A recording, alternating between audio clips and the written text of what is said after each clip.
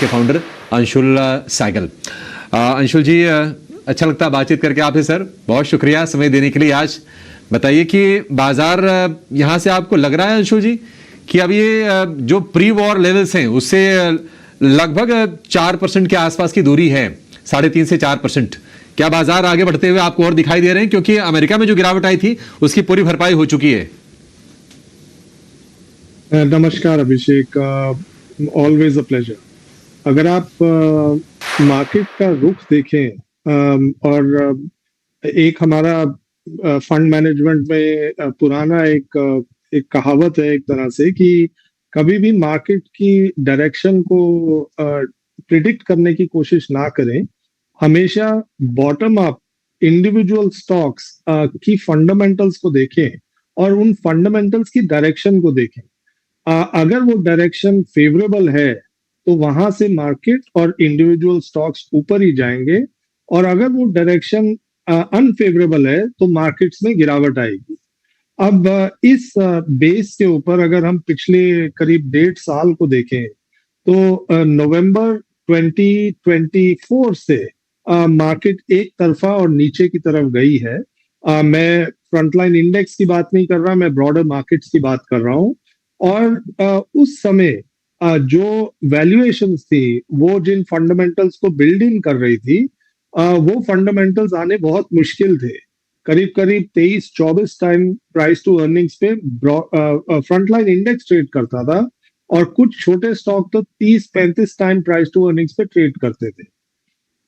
वहां से हमने डिसअपॉइंटमेंट फंडामेंटल्स में देखा, और ब्रॉड मार्केट्स अगर आप आम कोई स्टॉक उठा के देखेंगे 30 से 50% की गिरावट उसके अंदर दिखी हमें उस प्राइस से आज तक। अब सिचुएशन ये हो गई कि after the war market oversold situation में चली गई। कोई भी स्टॉक, कई स्टॉक हमें ऐसे दिखते थे जो कि 10 से 15 टाइम प्राइस टू अर्निंग्स, और कई stock single digit price to earnings में क्वालिटी स्टॉक्स दिखते थे। उस लेवल पे ऐसा लगता था कि मार्केट ओवरसोल्ड सिचुएशन में है, और जरा सा भी पॉजिटिविटी दिखी मार्केट में तो ये जो मार्केट की वैल्यूएशन है ये ऊपर की तरफ ही जाएगी।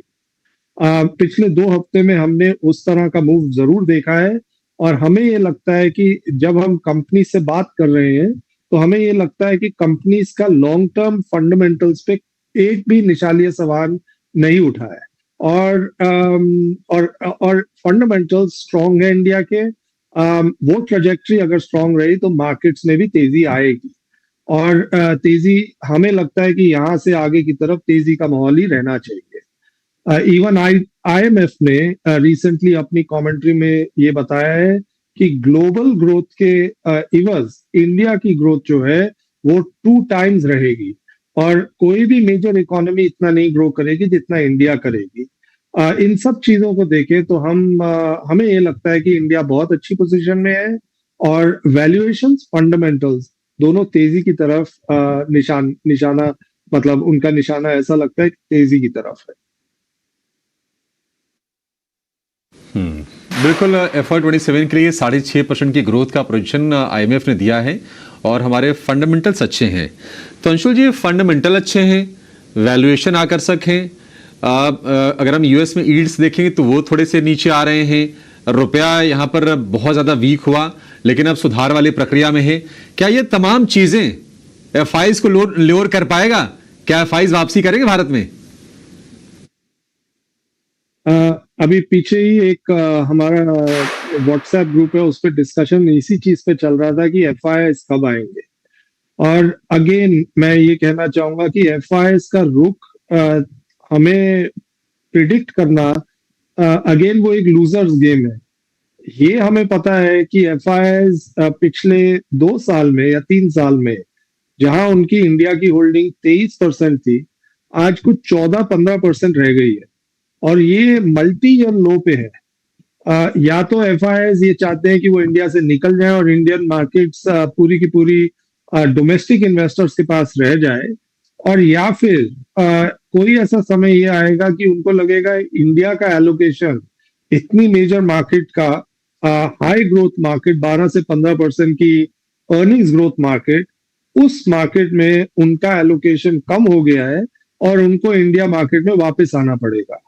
हमें ऐसा लगता है कि मे बी थोड़ा बहुत और सेलिंग इधर उधर हो सकती है, लेकिन अब हम जिस जंक्चर पे है, जिस पॉइंट पे है कि हमारा एफआई होल्डिंग मल्टी ईयर लोज पे है, वैल्यूएशन रीजनेबल है, अर्निंग्स ग्रोथ 12 से 15% का इस मार्केट में मिलता है, जो कि कहीं पे भी उनको दिखेगा नहीं। इस सब मेट्रिक के बाद एफआईएस को इंडिया की तरफ रुख बढ़ाना ही पड़ेगा।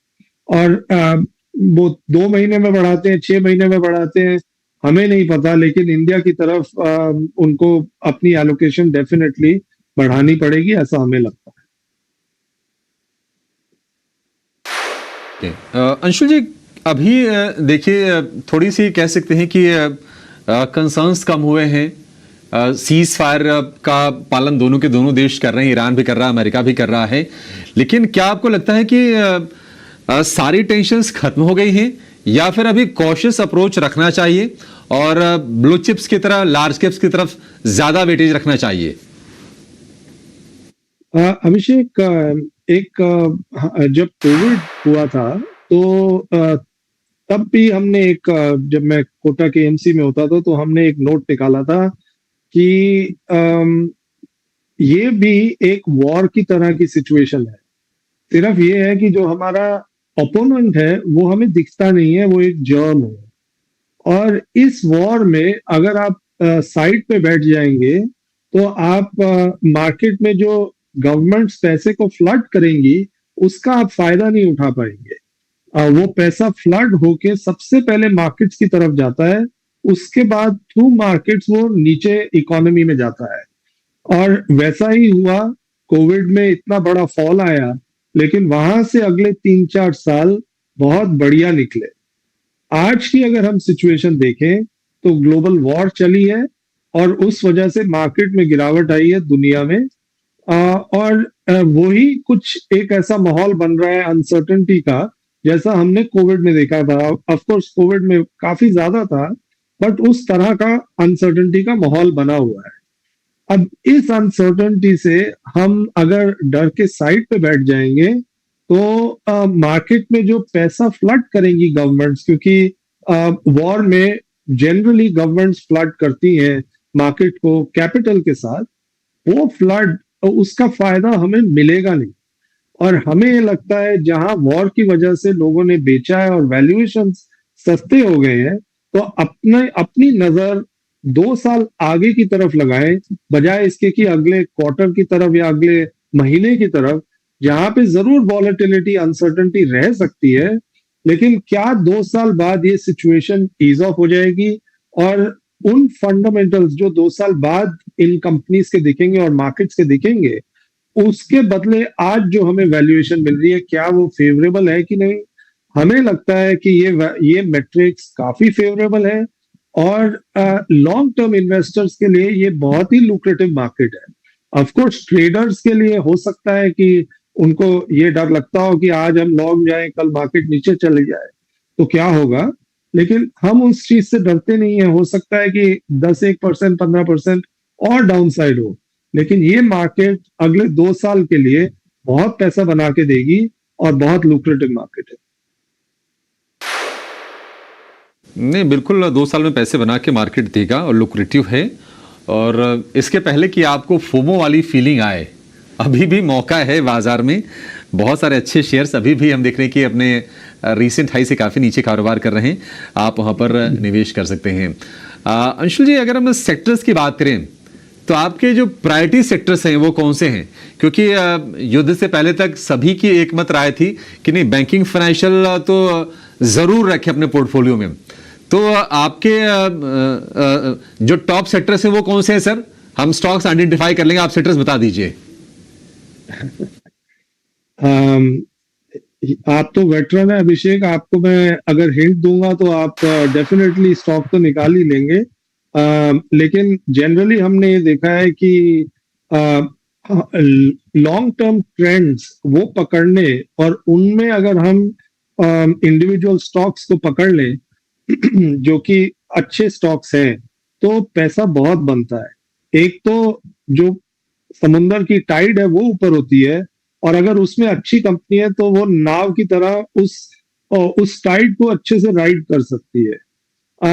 इस फ्रेमवर्क में अगर हम देखें और आज का माहौल देखें तो दुनिया में इतना बड़ा एक वॉर हुआ और एक जो एनर्जी सिक्योरिटी है, हर कंट्री को ये समझ आया कि वो एनर्जी सिक्योर नहीं है। इस वजह से हमें ऐसा लगता है कि इंडिया के अंदर ऑयल एंड गैस पे बहुत बड़ा एक फोकस आने वाला है। और उस वजह से जो ऑयल एंड गैस एक्सपेंडिचर है टू ड्रिल मोर, कि ज्यादा ऑयल एंड गैस निकाले, उस एक्सपेंडिचर पे, कैपेक्स पे काफी आगे चल के एक्टिविटी होने वाली है। तो जो भी companies oil and gas services को केटर करती हैं उनमें टेलविंड्स हमें दिखते हैं यहाँ से अगले कई साल। अगर हम थोड़ा सा रिवाइंड करें तो यही सिचुएशन डिफेंस में थी जब यूक्रेन वॉर हुआ। डिफेंस स्टॉक्स एकदम इग्नोर्ड थे और यूक्रेन वॉर के बाद उनके अंदर काफी फोकस आया और तेजी आई। वही चीज हमें अभी ऑयल एंड गैस सर्विसेज में दिखती है, कैपिटल गुड्स कंपनीज में। दूसरा, ग्लोबल कैपेक्स हो रहा है AI related, data centre related segments में। जो कंपनीज उस सेगमेंट को केटर करती हैं उनके अंदर बहुत इंटरेस्ट रहने वाला है और कैपिटल एक्सपेंडिचर, पैसे का फ्लो उस सेक्टर्स की तरफ चलने वाला है। और हमें लगता है कि ऐसी कई कंपनीज इंडिया में अवेलेबल है जो इस ट्रेंड का फायदा उठा सकती है। उस स्पेस में काफी एक्टिविटी होने वाली है। एनर्जी में ही अगर लें तो सोलर, जो कि एक तरह से ऑयल एंड गैस का ऑल्टरनेट है, और इंडिया के अंदर सोलर अवेलेबिलिटी बहुत सिग्निफिकेंट है। सोलर ले लीजिए, रिन्यूएबल कोई भी सेगमेंट ले लीजिए, उनके अंदर काफी एक्टिविटी होने वाली है और भी डबल फोकस, ऑलरेडी फोकस है और डबल फोकस उन सेगमेंट्स में आगे चल के होने वाला है। फाइनेंशियल्स डेफिनेटली स्ट्रांग रहेंगे और कैपिटल गुड्स जिनके अंदर कई सेगमेंट्स आ जाते हैं, उधर भी काफी एक्टिविटी रहने वाली है। ये कुछ सेगमेंट्स हैं जिनमें हमें यहाँ से आगे चल के अगले 2 साल में काफी तेजी नजर आती है। ठीक है। अच्छा अंशुल जी, आज सुबह सुबह खबर आई, काफ़ी बुरी खबर आई फाइनेंशियल मार्केट्स के लिए कि इन्वेस्टमेंट गुरु मार्क मोबियस नहीं रहे। 90 साल के आसपास की अवस्था थी और सिंगापुर में उन्होंने आखिरी सांस ली है। और हम उन्हें इसलिए याद करते हैं कि इमर्जिंग मार्केट्स पर अगर कोई सबसे पहले बुलिश हुआ, चाइना, ब्राज़ील, इंडिया, इन जैसे मार्केट्स पर, तो मार्क मोबियस ही थे। और उन्होंने बताया कि नहीं, अगर आप ज़्यादा रिस्क लेंगे तो रिटर्न्स ये देश बना के दे देंगे। और उन्होंने ये चीज़ सिखाई है पूरी दुनिया को। हमारी तो कभी मुलाकात ऐसे इन पर्सन हुई है बट कभी बातचीत नहीं हुई है। आपकी कोई मुलाकात, उनकी कोई बात आपको याद आ रही हो आज? भगवान उनकी आत्मा को शांति दे, ओम शांति। उनका मेरे से कई बारी मैं उनसे मिला हूँ और बहुत ही अफेक्शनेटली और बहुत ही ग्रेस के साथ वो हर किसी से मिलते थे। और उनकी नॉलेज तो हर कोई जानता है, टीवी पे कई लोगों ने उनको देखा है, लेकिन एज अ पर्सन वो इतने वार्म और ग्रेसफुल पर्सन थे कि ये एक धक्का इन्वेस्टमेंट कम्युनिटी को लगा है। और साथ ही गट्सी, मतलब बहुत ही करेजियस इन्वेस्टर थे। जहां सारी दुनिया यूएस और डेवलप्ड मार्केट्स की तरफ अपना रुख बना के बैठी थी, उन्होंने इमर्जिंग मार्केट्स की तरफ इंटरेस्ट बढ़ाया। और जब वो ये कॉल देते थे कि इमर्जिंग मार्केट्स में अब पैसा आना चालू होगा, तो दुनिया उस कॉल को सुनती थी। इंडिया के भी बहुत फ्रेंड थे और इंडिया को काफी फेवरेबली वो अपना टाइम भी देते थे और अपना इंटरेस्ट भी दिखाते थे। और कई बारी उनसे जब चर्चा हुई तो वो इंडियन कंपनीज के बारे में इतनी बारीकी से जानते थे जो कि कई इंडियन इन्वेस्टर्स भी नहीं जान सकते थे। तो हमें ये लगता है कि ये एक धक्का है इन्वेस्टमेंट कम्युनिटी के लिए। और भगवान उनकी आत्मा को शांति दे। बहुत ही ग्रेसफुल और एक तरह से दिग्गज मार्केट के एक इन्वेस्टर वो नहीं रहे, तो बहुत दुख का दिन है।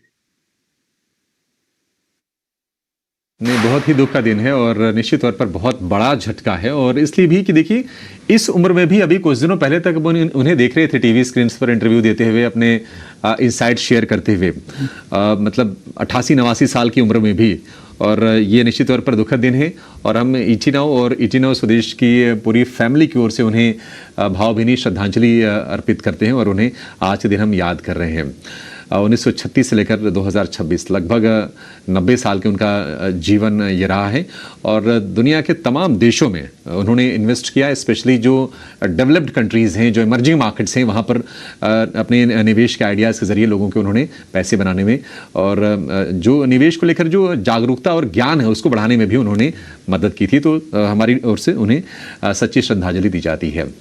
अंशुल जी, बहुत शुक्रिया, आज आप हमारे साथ जुड़े और आपने तमाम मुद्दों पर हमसे चर्चा की। फिर से आपसे मुलाकात होगी। फिलहाल इस शो को यहीं पर समेटेंगे, ब्रेक के बाद होगा मिडकैप मसाला, आपके जाएगा नहीं। नमस्कार।